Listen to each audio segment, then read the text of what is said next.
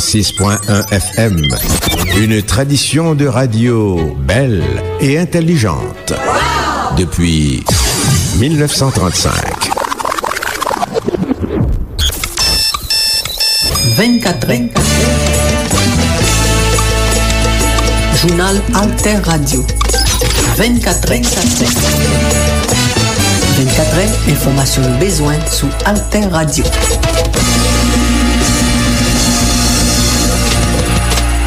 Bonjour, bonsoir tout le monde qui a écouté 24 sur Alter Radio 106.1 FM en stéréo sur www.alterradio.org ou journal training avec toute la plateforme internet you. Mes principales informations nous présentent dans l'édition 24 cap venir. Gros danger pour la santé journaliste Alter Press la Edner Dessim qui nommé kidnappé avec zam depuis 19 jours d'après famille collaborateur noir. Même gens avec plusieurs autres associations médias et journalistes, associations médias indépendants pays d'Haïti yo exigé lagué sans perdre temps journaliste Edner Dessim qui nommé kidnappé exam depuis dimanche 17 juillet 2022. En pile moun la police suspect comme bandit mouri semaine ça nan boukanta coup de zam avec la police qui saisit zam avec machine dans diverses opérations li mené dans zone métropolitaine Port-au-Prince. Parti politique Vive Haïti longe douette sous gouvernement de facto qui était Manfoubin a fourni Gégadel sans pas faire rien pourquoi pesak bandit exam yo ak prend disposition nécessaire contre la richesse sous territoire national là. Ministère santé publique mandé professionnels la santé étranger qui viennent travailler dans pays d'Haïti respecter la loi ak règlement la santé dans pays. Jeudi 4 août 2022, le ministère économie et finance signé 3 accords bourrade l'argent avec Banque mondiale la fait pays d'Haïti cadeau 66 millions $ américains. Renforcer capacité dans gestion danger, bouleverser l'environnement, la cause améliorer conditions la santé dans communauté qui était subi en pile dans tremblement de terre samedi 14 août 2021 pour te coller dans affaire vaccin contre gros épidémie COVID-19 là, c'est quelque dans objectif bourrade 66 millions $ Banque mondiale ça yo après poursuivre. C'est titre avec divers notes nous va développer pour dans journal 24 cap venir. 24 Journal Alter Radio. Li soti à 6h du soir, li passe tout à 10h du soir, minuit, 4h à 5h du matin et puis midi. 24h, information nous besoin sous Alter Radio. Bienvenue dans développement 24e abdima journal la condition temps humidité sous îles Caraïbes a continué bay la pluie ak l'oreille sur la plupart départements pays d'Haïti yo. Toujours un bouleversement temps qui la cause humidité sous gros îles Caraïbes yo, c'est une situation qui bay la pluie qui marche ak l'oreille dans après-midi à Kasoué, finissement semaine nan sous département nord-est, plateau central Latibonite, nord-ouest, sud-est, Grande Sac-Nip. Gen vent k'ap soufflé divers côtés pendant journée, gen soleil mais temps fermé plusieurs côtés nan matin, ap gen nuage et puis temps pral fermé dans après-midi à Kasoué. Niveau chaleur a continué sous département pays d'Haïti yo, ni dans la journée ni dans la soirée. Sorti dans niveau 36 degrés Celsius, température pral descendre entre 28 pour 24 degrés Celsius dans la soirée. Des temps yo va éviter rentrer dans fond la mer cap mauvais en pile. Capitaine bateau, chaloupe, bois fouillé yo doit toujours prendre précaution nécessaire bon toute côte pays d'Haïti yo vague yo a monter dans niveau 8 pieds au terre. Bokot Sidio ak 6 pieds au terre ni Bokot Nord pays d'Haïti yo ni Bokot Zile Lagunavio pas trop loin Port-au-Prince. Dans chapitre insécurité gen gros danger pour la santé journaliste Alter Press la Edner Dessim qui nan men ravisse yo depuis 19 jours d'après famille collaborateur noir. Emmanuel Dessim, qui c'est sœur Edner Dessim, fait connaître depuis plusieurs années journaliste la souffri en bas maladie hypertension artérielle et puis li pas prend médicament li depuis nan les li en bas main bandi exam yo. En côté Emmanuel Dessim qui a porté plus de détails pour nous. Moi, c'est sœur journaliste Edner, fils Dessim, que t'es kidnappé, je quittais dimanche 17 juillet 2022. Et nous connaissons que Edner, c'est un jeune professionnel. Malgré que Jean a regardé les photos, tout le monde a vu son jeune garçon qui est très important. Malheureusement, il souffre de une maladie qui est très chronique. Tout le monde connaît qui c'est tension. Donc, nous connaissons les gens qui souffrent de tension, que c'est une maladie que pour bien traiter, qui est capable de faire un pile de dégâts dans le corps. Ça dépend de la façon de manger, de la façon que la fonctionner. Donc, c'est pour cette raison ça. Là, va imaginer nous que y a un monde qui souffre de tension qui gagne 19 jours An nou kompon sa nou menm, si te kan yon frè, yon fami, yon zami nou ki te gen maladi sa 19 jou ke l pa pran medikaman, nou pa konen ki jan sa vaye, nou pa konen ki presyon liye, ki jan liye, ki jan la vive, kom si ki jan santé liye, ki jan moral liye, ki jan liye psikologikman. Quand même gen kontak ki te pran avek konfrère nou Edner Fils Dessim, lèl pali avek nou nan ki etat ke li di nou ke liye li men. Donc, ou konen ke depi yon moun yo kidnape li pa gen liberté li, et surtout ke se yon moun ke nou konen des anè ki hypertendu. Sa ki re le tension Jean Mabdia. Lap toujou mette fami la en konfians ke li bien, juste peut-être pou li pa enkyete nou, men nou menm fami an nou enkyete nou de santé li. Paske nou konen ke nan nepot ki moman el sa kapab degade paske li pa pran medikaman li, jan pou li ta dwe pran li. Yon lot bo, Emmanuela Dessim, fe konen fami an bouke a koz la vise yo toujou kenbe frè liyan an otaj apre plis pase 19 jou, sa ki la koz maman, papa ak divers lot poch jounalist la ki gen etat santé li ki fragil nan gwo la toumante. Li mande liberasyon frè li, jounalist Edner Dessim, san perdi tan. An koute yon lot fwa ankor, Emmanuela Dessim kap pote plis detay pou nou.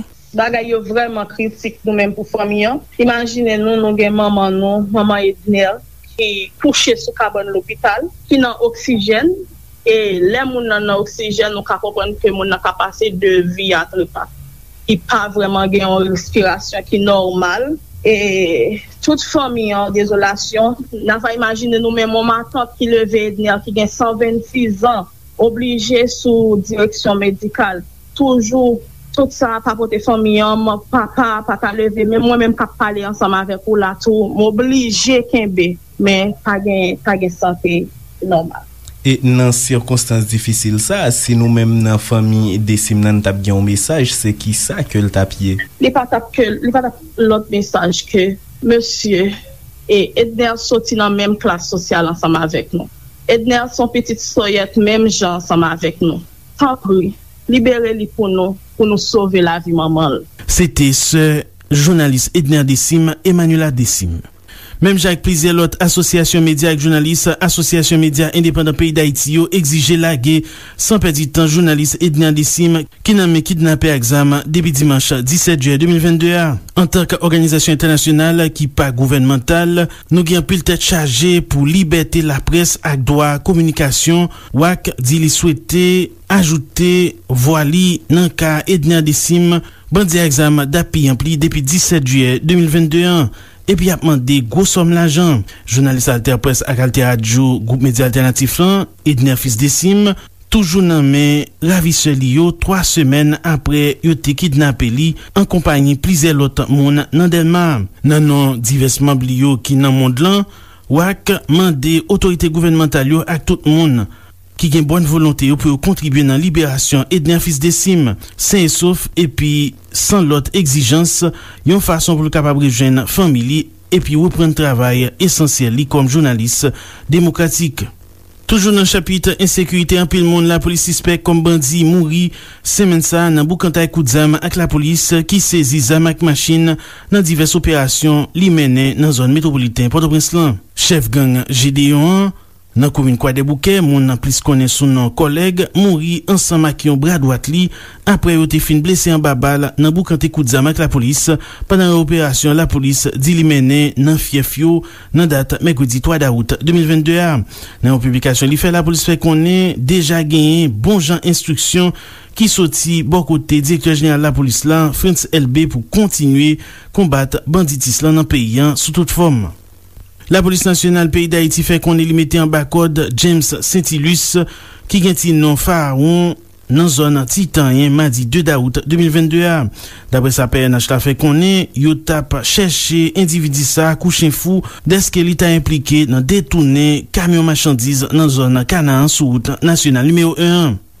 Toujours dans le même chapitre là, 2 bandits à examen mouri en babal, yon l'autre blessé mais li rive échappé pour lui nan Boukantay Koudzam avec la police mercredi 3 août 2022 sur route nationale numéro 1 pas trop loin l'hôpital communautaire Bon Repos.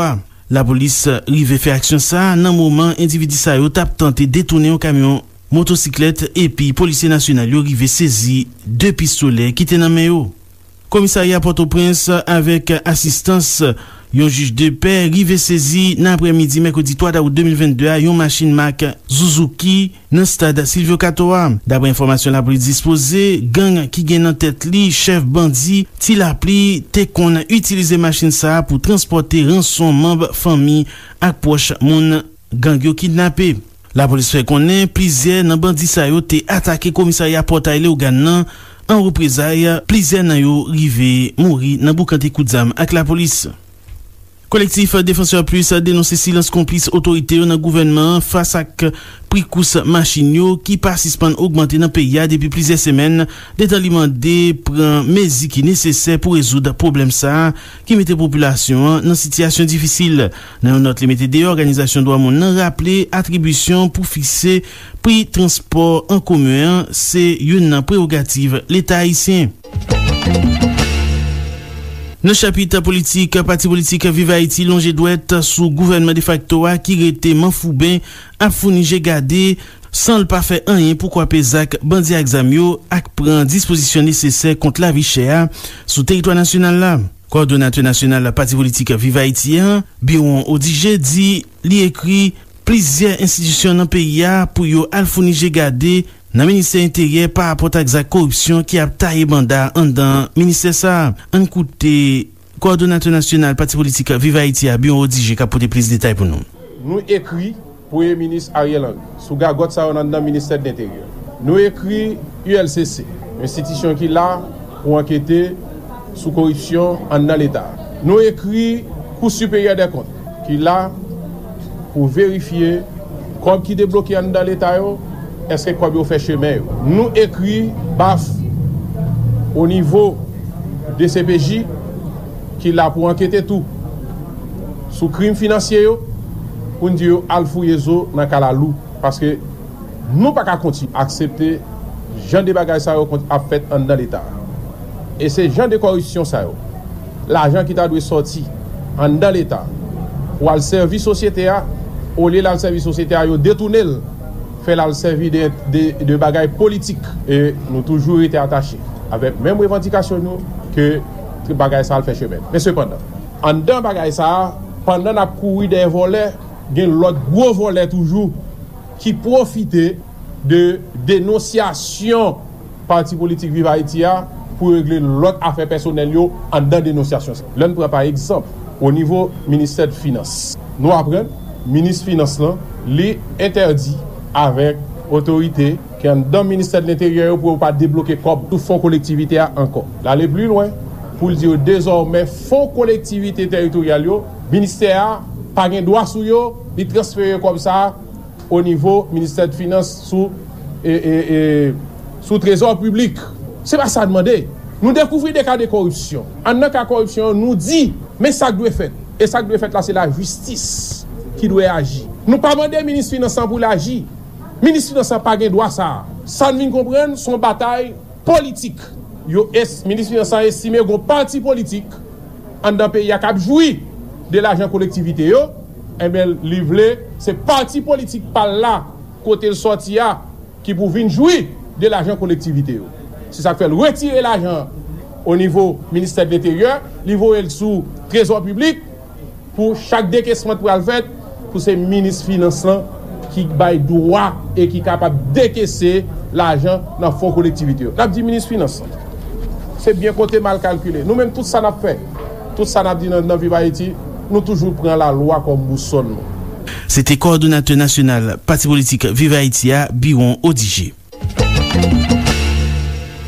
Nan chapit la santé, Ministère Santé Publique mande professionnel la santé étranger yo ki vin travay nan pays d'Haïti respekte la loi ak règlement la santé nan pays ya. Nan yo komunike li mette deyo nan date 2 août 2022, MSPP rappele violasyon sa yo puni nan article 11 ak 12 nan dekret loi 9 juillet 1940.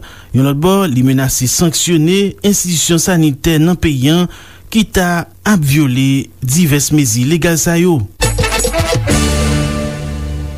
Nan chapit ekonomi, jeudi 14 daout 2022, a Ministère Ekonomi ak Finance siyen 3 akor bourad l'ajan ak Bank Mondial ka fe peyi d'Haïti kado $66 milyon Ameriken. Renforse kapasite nan gestion danger, bouleves nan environnement la koz, ameliori kondisyon la santé nan komunote ki te sibi an pil nan tremblement de terre samedi 14 daout 2021, pote kole nan zafè vaksin kont gros epidemi COVID-19 lan, se kek nan objektif bourad $66 milyon Bank Mondial sa yo apre a poursuive. Sekretari a kolektivite teritorial la, Liskitel, fe konen 3 akor sa yo ki konserne la santé, changement klimatik, pral permet li renforser résilience paysan face a katastrofe naturel yo, la permet tou li ameliori kapasite pou yo ripon ak alet prekosyo. An koute, Sekretari a kolektivite teritorial la, Liskitel, kapote plis detay pou nou. C'est un honneur pour moi d'être ici présent à côté de mon collègue du gouvernement à la signature de l'accord de don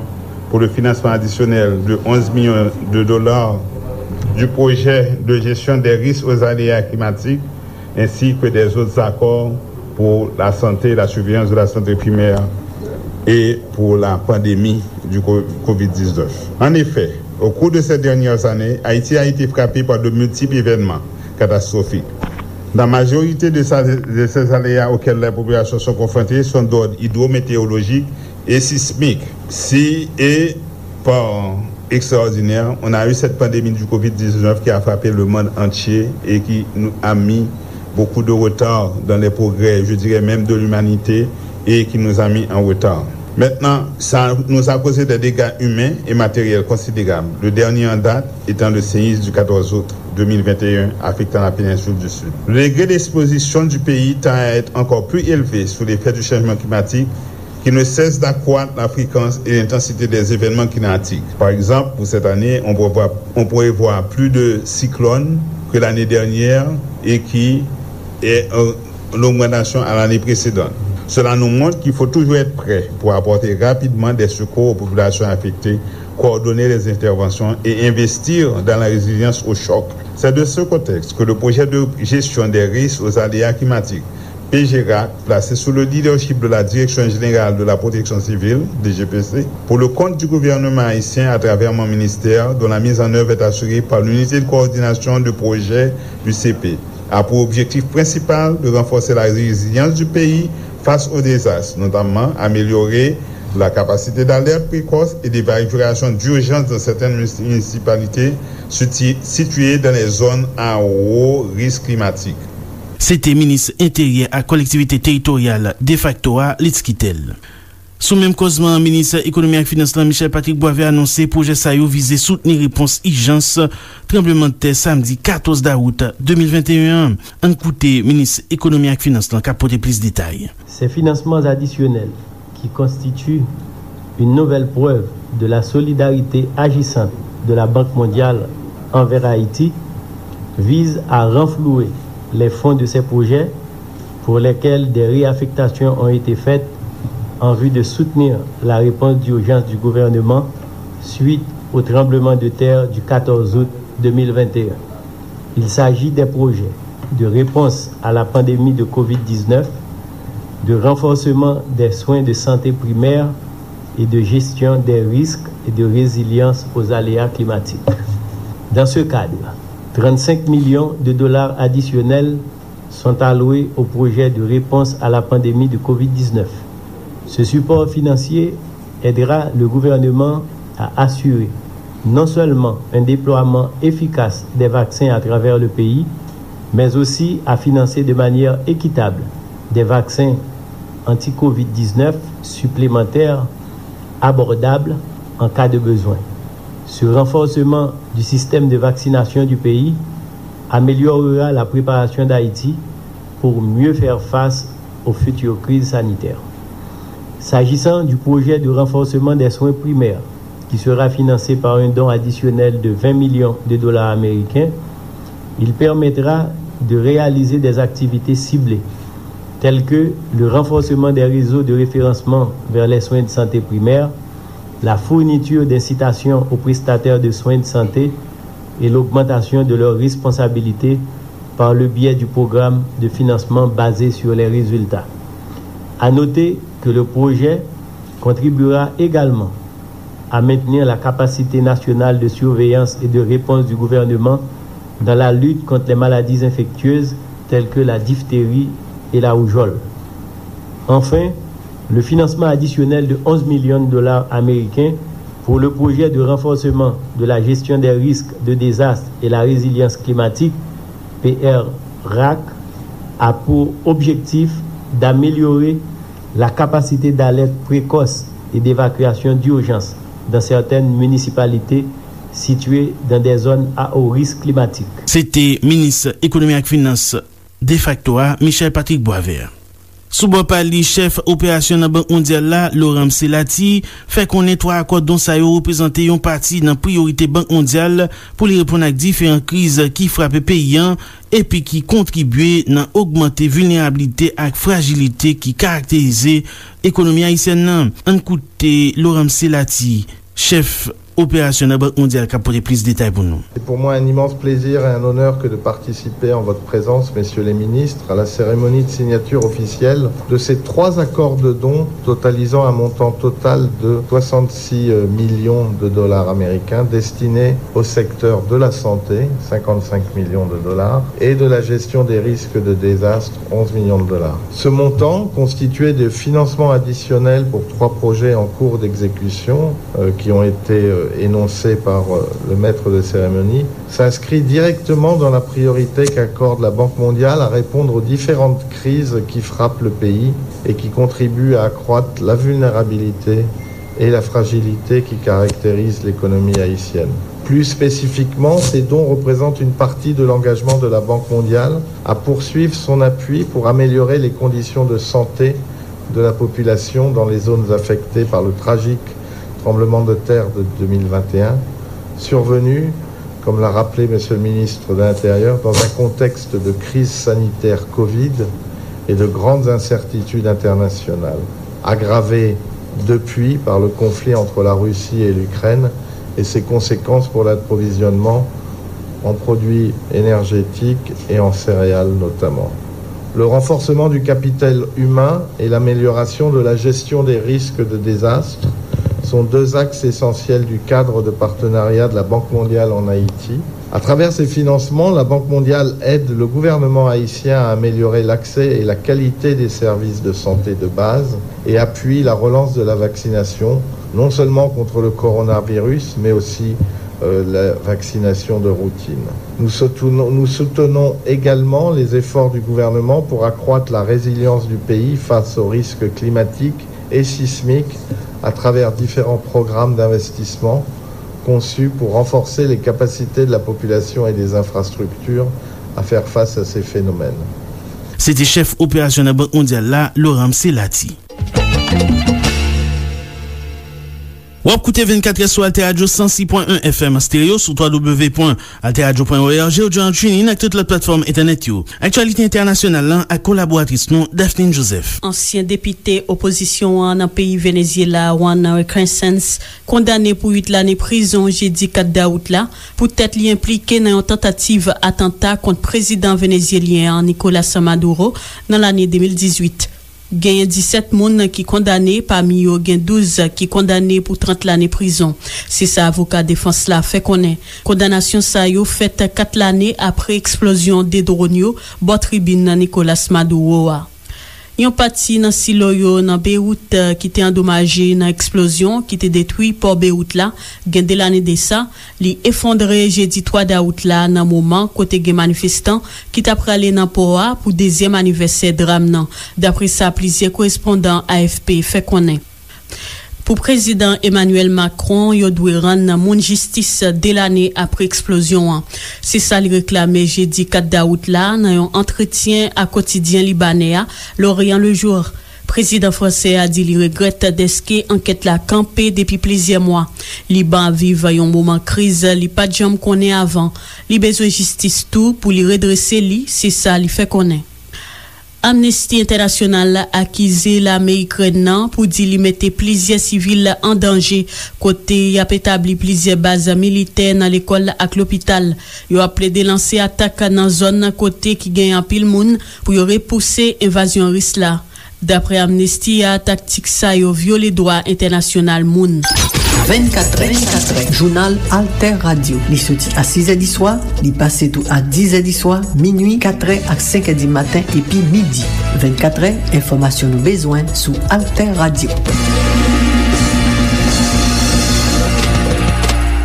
24 rive nan bout li nan prap lo prinsipal informasyon nou te prezante pou yo. Gen gwo danje pou la sante jounalist Alter Press la Edner Desim ki nan men kidnapè ak zam depi 19 jou dapre fami kolaboratè nouan. Mem jan ak plize lot asosyasyon media ak jounalist, asosyasyon media indépendant peyi d'Haïti yo exige lage san perdi tan jounalist Edner Desim ki nan men kidnapè ak zam depi dimanche 17 juye 2022. An pil moun la polis suspect kom bandi mouri semen sa nan bou kantay kout zam ak la polis ki sezi zam ak machin nan divers operasyon li mene nan zon metropolitain Port-au-Prince lan. Mersi tout ekip Alter Press ak Alter Radio. Participasyon nan prezentasyon Marie Farah Fortuné, Daphne Joseph, Kervance Adam Paul. Nan supervision c'était Ronald Colbert ak Emmanuel Marino Bruno. Nan miko avek ou c'était Jean-Élie Paul. Ou kab rekoute emisyon journal sa en podcast sou Mixcloud, Zeno FM, TuneIn, Apple, Spotify ak Google Podcast. Bye bye tout moun. 24è, jounal Alter Radio. 24è, informasyon bezwen sou Alter Radio.